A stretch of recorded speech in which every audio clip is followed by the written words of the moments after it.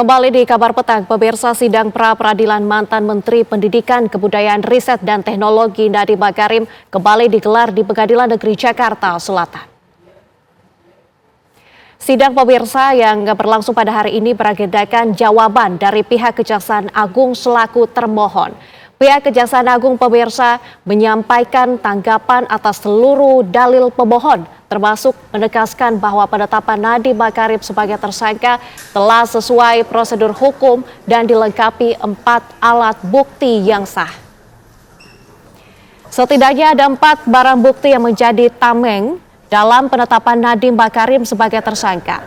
Sidang pra-peradilan turut dihadiri pihak keluarga yang masih yakin akan integritas dari Nadiem Makarim.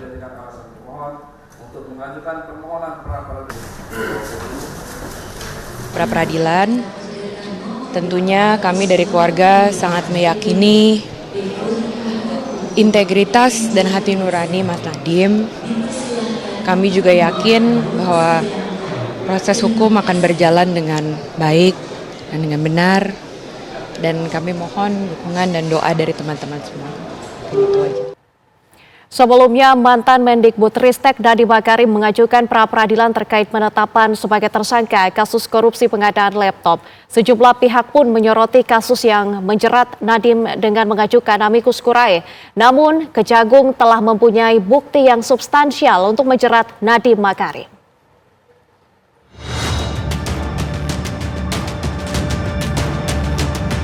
Sidang gugatan pra-peradilan Nadiem Makarim terkait penetapan sebagai tersangka akan menjadi ajang pembuktian sehingga krusial bagi kasus dugaan korupsi di Kemendikbudristek yang membelitnya.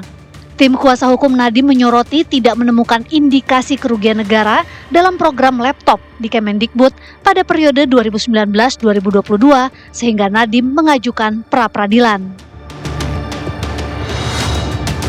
Yang digugat itu ada di penetapan tersangka dan penahanan. Penanganan perkara ini? Penanganan. Oh, penahanannya. Penetapan tersangkanya yang dipermasalahkan apa, Mbak? Penetapan tersangkanya karena tidak ada 2 alat bukti permulaan yang cukup. Salah satunya bukti audit kerugian negara dan Namun pihak Kejaksaan Agung meyakini setidaknya telah ada 4 barang bukti penetapan Nadiem Makarim sebagai tersangka. Selain itu, penyidik telah memperoleh hasil ekspos bersama dengan auditor BPKP yang menyimpulkan adanya perbuatan melawan hukum.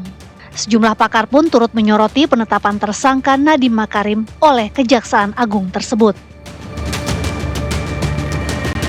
Amicus curiae kita apresiasi, saya apresiasi, tetapi soal bagaimana mengikat atau tidak secara normatif, secara yuridis, bukan bagian dari alat bukti, tapi semua adalah kembali kepada keyakinan hakim untuk menilai tentang permohonan dan jawaban dari termohon. Selain itu, terdapat grup percakapan yang dibuat Nadiem menjadi celah untuk Kejaksaan Agung menetapkan status tersangkanya.